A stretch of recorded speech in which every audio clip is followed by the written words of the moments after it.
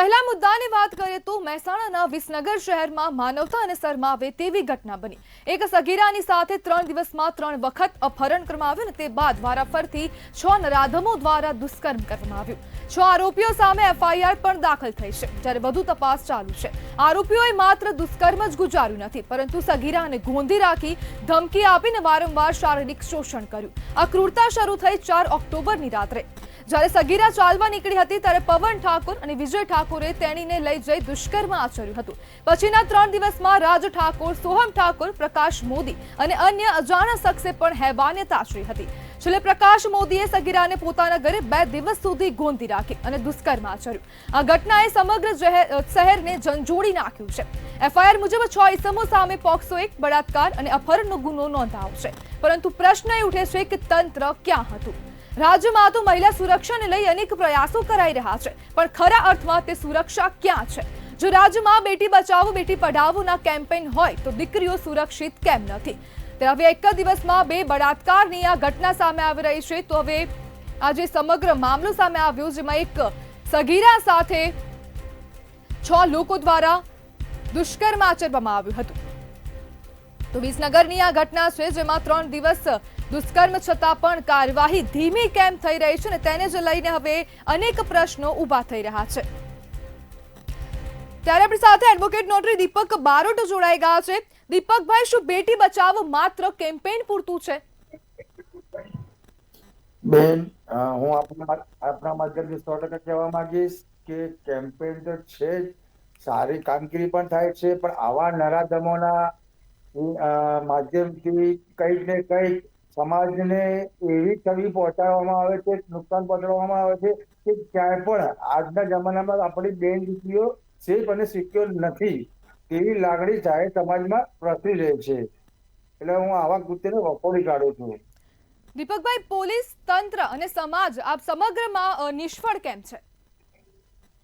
બેન, પોલીસ એમનું કામ કરે છે, કાયદાનું કામ કરે છે। વારંવાર સુપ્રીમ કોર્ટ અને સરકાર આ બાબતે અનેક ગાઈડલાઈનો પ્રોવાઈડ કરેલી છે। 2019માં પણ પોક્સો અંતર્ગત કાયદાઓમાં સખત સજાની જોગવાઈ પણ કરવામાં આવેલી છે, પણ જ્યારે આવા નરાધમો જ પોતાના કૃત્ય કે એમની માનસિકતા છતી થાય છે કે આવું કૃત્ય કરતા હોય, ત્યારે પોલીસ પણ એના સામે આકરા પગલા લેવા જોઈએ છે અને જલ્દીમાં જલ્દી ચાર્જશીટ કરી અમને સખતમાં સખત સજા કરાવવી જોઈએ, એવું મારું માનવું છે। દીપકભાઈ, માત્ર હવે ગાઈડલાઈન આપવી એ જ જરૂરી બન્યું છે, તેના ઉપર હવે અમલ કેમ નથી થતો? અને અમલ 100% થવો જોઈએ। દીકરી કોઈની બી હોય, મારી હોય કે સમાજના કોઈ પણ વ્યક્તિની, છેવાડાના માણસની દીકરી હોય, પણ દીકરીની સુરક્ષા એ પ્રથમ પ્રશ્ન છે, કારણ કે વાલી દરેક જગ્યાએ દીકરીની સાથે જઈ નથી શકવાનો। એટલે ગાઈડલાઈન માત્રથી કાયદો સબળ છે એવું ન કહી શકાય। આપણે એ ગાઈડલાઈનના અનુરૂપ કાયદો અને વ્યવસ્થા પોલીસે અને સરકારે વારંવાર જાળવી રાખવાની છે, અને આવા કૃત્ય ભૂતકાળમાં પણ થયેલા છે અને આજે ફરી પણ થયેલા છે। આગળ ગાઈડલાઈનના અનુસંધાનમાં આવા ન થાય એના માટે આકરા પગલા સરકારે અને જુદી જુદી એજન્સીઓ લેવા જ જોઈએ। દીપકભાઈ, હવે આકરા પગલા અને એક આકરો દાખલો બેસાડવામાં પોલીસ તંત્ર ક્યાં નિષ્ફળ રહ્યું?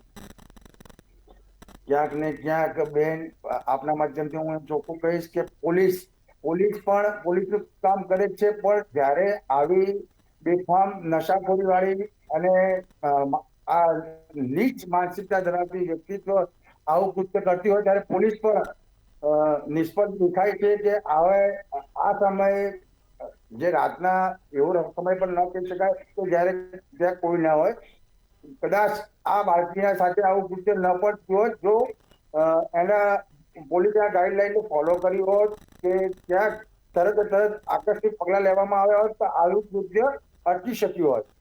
એટલે માત્ર ગાઈડલાઈન લઈ પરંતુ આના માટે એક અલગ એજન્સી પોલીસે પણ નીમવી પડશે આ કૃત્ય થતા રોકવા।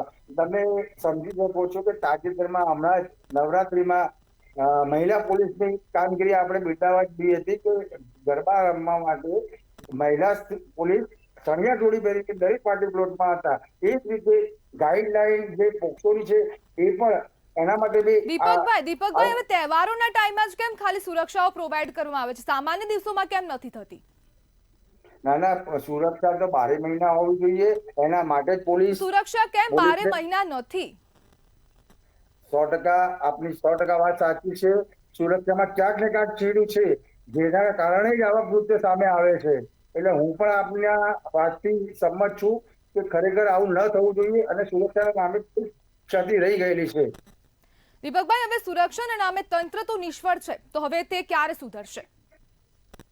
ના, સુધરવું તો પડશે જ. આજે નહીં તો કાલે દરેકે આનું પાલન કરવું પડશે અને પોલીસે ખાસ ઉપરી અધિકારીએ જુદી જુદી હાઈકોર્ટ છે અને સુપ્રીમ કોર્ટ છે, વારંવાર આ બાબતે વખોડેલું છે.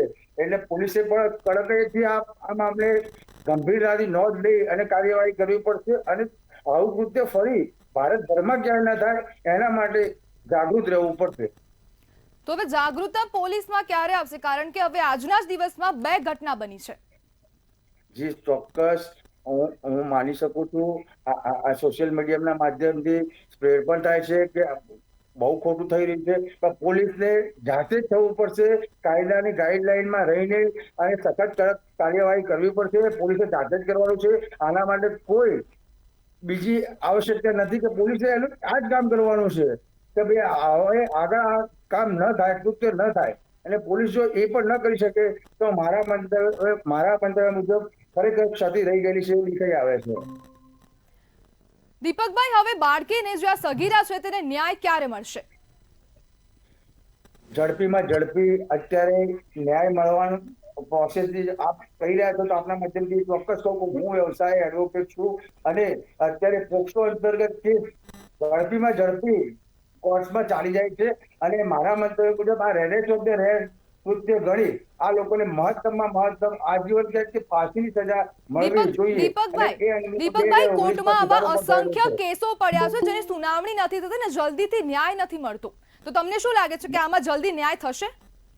ચોક્કસ નામદાર કોર્ટ્સ આ માટે અવલોકન ચાલુ જ છે અને વખતો વખત હાઈકોર્ટ અને સુપ્રીમ કોર્ટનું પણ ધ્યાન છે અને પોક્સોના કેસ પહેલા કરતા ખૂબ ઝડપથી કામ ચાલી રહ્યા છે. દરેક કેસો ચાલે છે પણ પોક્સોના કેસ ખૂબ ઝડપી અત્યારે હાલ ચાલુ છે કાર્યવાહી.